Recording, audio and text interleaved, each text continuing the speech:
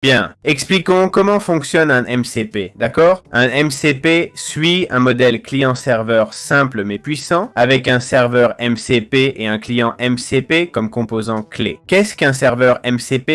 C'est un programme léger qui expose les capacités d'une application ou d'un service spécifique. Par exemple, un serveur pour email, Slack, Google Agenda, une base de données, etc. Ici, on voit le serveur MCP et comment il se connecte à différents flux de travail. Ce serveur indique à l'agent IA ce qu'il peut faire avec ses outils. Par exemple, les données à lire, les ressources, les actions possibles, les outils et l'utilisation de commandes prédéfinies. En gros, imaginez un serveur MCP comme un traducteur ou un mode d'emploi de l'outil avec lequel l'agent d'IA peut se connecter, contacter ou communiquer, ok?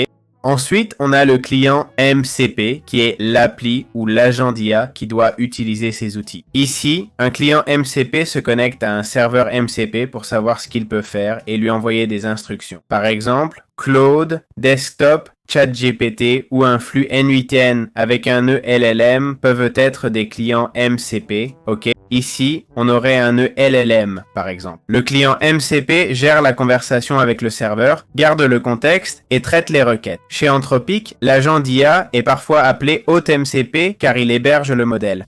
Et la plateforme intermédiaire, comme N8N, joue le rôle de client MCP qui relie cet agent au serveur. Mais l'essentiel est que l'agent LLM et le client serveur MCP forment un pont de communication. Grâce au MCP, ce pont est sécurisé et bidirectionnel. L'agent consulte d'abord le serveur sur les outils disponibles, recevant des schémas pour apprendre à les utiliser automatiquement. Je vais vous donner un exemple pour mieux visualiser. Ça vous aidera peut-être, d'accord?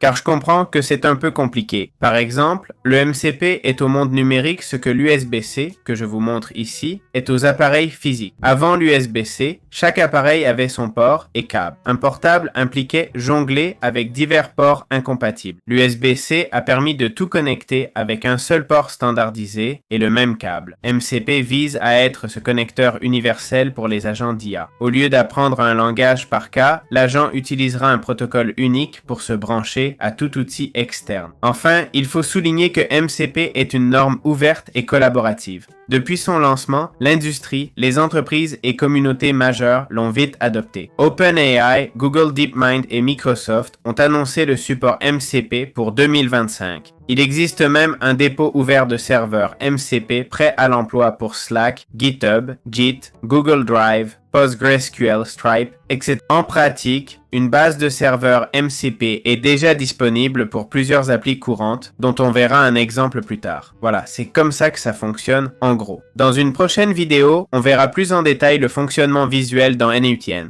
Vous trouverez N8N et mon cours dans la description. À bientôt.